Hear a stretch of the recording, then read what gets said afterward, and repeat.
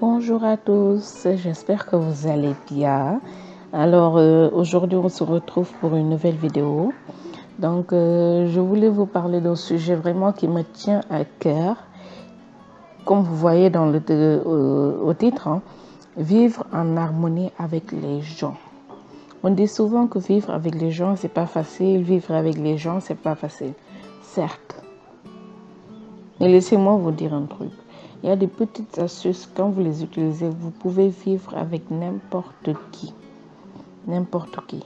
Mais vraiment, avant de commencer les astuces et tout, je voulais vous solliciter. Quand vous ne vous sentez pas bien avec une personne et que vous avez tout fait pour que ça change, pour que vous ayez une meilleure harmonie dans la maison, dans l'appartement, tout ce que vous voulez, et que vous voyez qu'il n'y a pas réellement de changement, éloignez-vous de cette personne. Vous aussi, vous pouvez être le point négatif par rapport à l'harmonie, mais qu'on se dise la vérité. Il suffit d'observer et d'appliquer les choses qui sont positives. Et si vous ne voyez pas de changement, vous avez totalement le droit de vous éloigner. Ne culpabilisez pas pour ça. D'accord. Donc, nous allons commencer avec le premier sujet. Le premier point, que vous ne pouvez contrôler que vos émotions. Je pense que tout au long de ma chaîne, je ne le répéterai jamais assez. Vous ne pouvez contrôler que ce que vous avez à l'intérieur de vous. La personne qui est en face, c'est la personne qui est en face. Vous ne pouvez pas contrôler ses pulsions, sa colère, ses mauvaises paroles. Vous ne pouvez pas contrôler tout ça. Mais vous, par contre, vous êtes maître de vous-même. Vous pouvez contrôler votre colère, ne pas vous emporter. Certes, vous êtes en colère, mais vous gardez ça au-dedans de vous. Je ne vous demande pas non plus de garder toute la colère au-dedans de vous à tel point de vous rendre malade. Non, je ne vous dis pas ça. Mais quand même, sachez maîtriser votre colère pour ne pas faire vraiment... Moi, j'ai appris à maîtriser ma colère. Je vous ferai une vidéo sur ça. Maîtrisez votre colère, vraiment. Vous en aurez réellement besoin. Donc, vous pouvez maîtriser votre colère, maîtriser votre langue, pour ne pas dire de mauvaises paroles et de mauvaises insultes et trucs. Donc, voilà. Vous ne pouvez contrôler que vos émotions. Vous pouvez voir qu'une personne a fait ça. Ça vous met en colère. Mais vous devez vous contrôler à tel point que lorsque vous allez vous adresser à cette personne pour lui dire ce qui vous fait mal, ça ne va pas cacher en fait plus la relation et ça va vous aider par rapport à votre colère. Donc, je vous ferai une vidéo sur ça parce qu'il faut être vraiment intelligent émotionnellement pour pouvoir vous contrôler, pour pouvoir contrôler votre émotion, émotion négative, positive, tout, négative comme positive. Vous pouvez contrôler que vos émotions. Alors le deuxième point, c'est qu'il arrivera des moments où rien n'ira. Mais gardez à l'esprit qu'on a tous des moments où chacun a besoin d'être seul. Prenez du temps, par exemple, de sortir, d'avoir... voilà, on va développer un peu plus. Mais quand même, il arrivera des moments où la personne qui est en face, que ce soit votre chéri, votre maman, votre papa, tout le monde, la personne avec qui vous vivez, il arrivera des moments où cette personne aura besoin d'être seule. Nous-mêmes, en tant que tels, nous aurons besoin d'être seuls pour réfléchir, pour pouvoir se sentir nous-mêmes, en tout cas. Surtout ceux qui aiment la solitude, là, comme moi. Donc, voilà. Mais que cela ne dépasse pas 1 à 2 journées. Parce que quand vous êtes constamment dans votre chambre ou bien dans votre coin et que vous n'échangez pas forcément avec les autres, ça va poser problème et la personne en face va se sentir délaissée, pas appréciée, pour dire le mot. Donc, c'est un point à développer en tout cas pour vivre en harmonie avec les gens. De ce fait, vous devez sortir, bon, pas sortir, mais être avec les gens, discuter avec eux et tout, faire des blagues, donc ça aide en tout cas. Donc, le troisième point qui me concerne personnellement, c'est que si vous êtes empathe, bon, comme moi, essayez de sortir de temps en temps, seul ou avec des amis. Parce que les empathes en général, nous avons tendance à ressentir ce que les autres ressentent, à avoir des intuitions et c'est pas tout le temps positif. Donc, les empathes, vraiment, on souffre. Hein. On souffre beaucoup. Donc, de ce fait, je voulais vous encourager à sortir. Prenez du temps pour vous. Prenez un week-end pour vous. Prenez une soirée pour vous. Vous sortez. Vous changez les idées. Et si vous ne pouvez pas sortir, en fait, par exemple, en période de confinement, donc voilà. Je sais que le confinement, pour l'instant, ça va, hein, mais au cas où on y retombe, on ne sait jamais. Je ne souhaite pas en tout cas. Donc, au cas où vous ne pouvez pas sortir ou bien vous n'avez pas envie de sortir, commandez quelque chose qu'on vous livre. Vous faites une petite soirée entre vous avec de la bonne musique comme vous aimez. Donc, voilà. Et le quatrième point, c'est faites ce que vous avez à faire. Vraiment. Des fois, je vois des gens qui savent carrément qu'ils ont des choses à faire. Mais en fait, ils sont tellement on peut dire, tellement paresseux, tellement fainéants qu'ils ne font pas ce qu'ils ont à faire. Et croyez-moi, quand vous, par exemple, vous devez faire la vaisselle et que vous dites oui plus tard, l'autre personne ne voit pas ça de la même manière et ça peut créer des conflits. Donc là, de ce fait, vous devez en tout cas faire ce que vous avez à faire. Faites ce que vous avez à faire. On ne le répétera jamais assez. Ne procrastinez pas. Si vous avez des choses à faire, faites-le. Vous faites directement ce que vous avez à faire. Et après, vous pouvez, de votre temps libre, vous faites tout ce que vous voulez. La personne en face ne peut pas vous reprocher quelque chose que vous avez fait. Non. Donc voilà, si vous avez des choses à faire, faites-le. Si vous devez étudier, étudiez. Si vous devez faire les tâches ménagères, vous faites les tâches ménagères. Si vous devez, par exemple, enregistrer une vidéo comme moi, les podcasts, donc vous faites ce que vous avez à faire. En tout cas, faites ce que vous avez à faire réellement. Il n'y a pas d'explication. Vous comprenez, vous savez ce que vous devez faire ou pas. Donc c'est à vous de faire ce que vous avez à faire.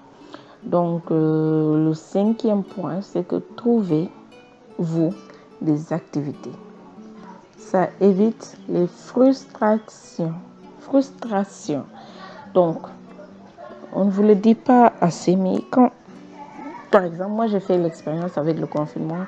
C'est pour ça que vous avez vu que durant le confinement, il y a beaucoup de disputes, beaucoup de divorces et tout. Donc, voilà. Donc, trouvez-vous des activités.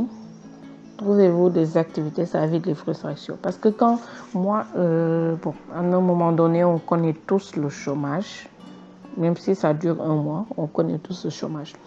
Donc, au moment où je n'avais pas encore de travail, donc toute la journée, j'étais à la maison. Et toute la journée, j'étais avec une autre personne qui n'avait pas de travail. Donc, cette personne-là, nous deux, ça a créé de violents conflits. Hein, je vous l'ai dit, ça a été vraiment catastrophique. Donc, à tel point où moi, je me suis mise à l'écart. J'ai changé de ville carrément, aller chez mes parents et tout, pour voir.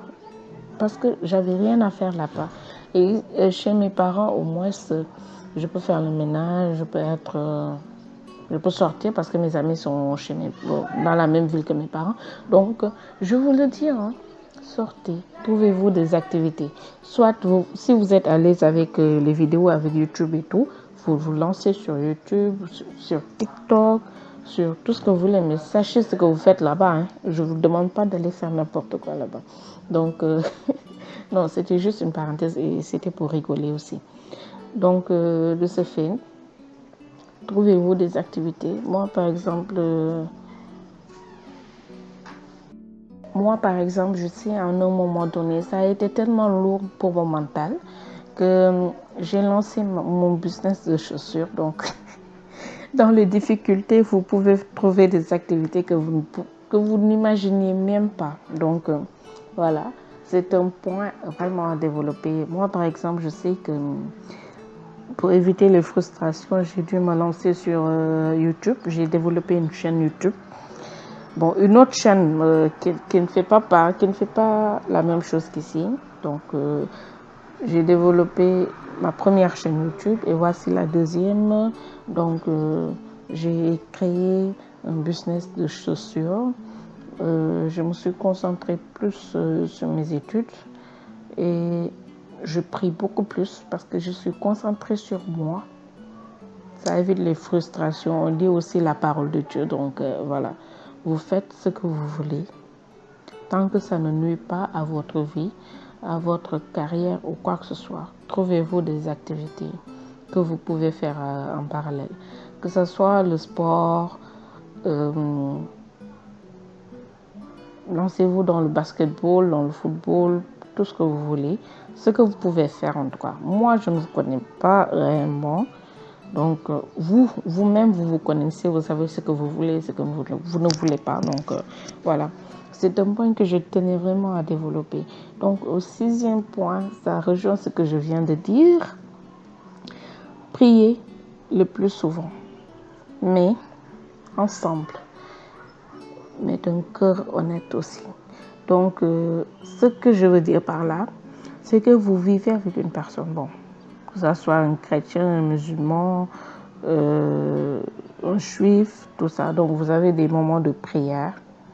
Même si vous avez d'autres religions, vous avez des moments de prière. Donc, de temps en temps, priez ensemble, faites les prières ensemble. Si vous devez aller à la mosquée, à l'église, allez-y ensemble. Sur le chemin, pour y aller même, vous pouvez développer, discuter, voilà. Ça change en tout cas, mais priez ensemble, lisez votre livre ensemble, le livre de votre religion. Donc, ça aide en tout cas. Donc, à force de prier, tout ça, Dieu va voir. Mais je ne vous demande pas de prier forcé. C'est pas forcé. Vous faites ça d'un cœur honnête et très sincère. Je vous en supplie. Donc, voilà. Ça, c'était le 6e point. Donc, on va aller au 7e point. Réglez vos problèmes en interne tant que vous le pouvez. C'est-à-dire, vous êtes avec votre chéri, votre soeur, votre frère, votre maman, bon, votre papa, tout ce que vous voulez, la personne avec qui vous vivez, que ce soit même votre meilleur ami, votre ami tout simplement. Donc, à un moment donné, vous aurez des problèmes. Ça, personne ne pourra dire le contraire. Donc, à un moment donné, vous aurez des problèmes et tout. Essayez de régler vos problèmes entre vous. Entre vous. Et j'ai fait l'erreur. Moi, si je vous parle de toutes les erreurs que j'ai faites dans ma vie, c'est ce qui m'a poussé à faire les podcasts, à me développer tout simplement.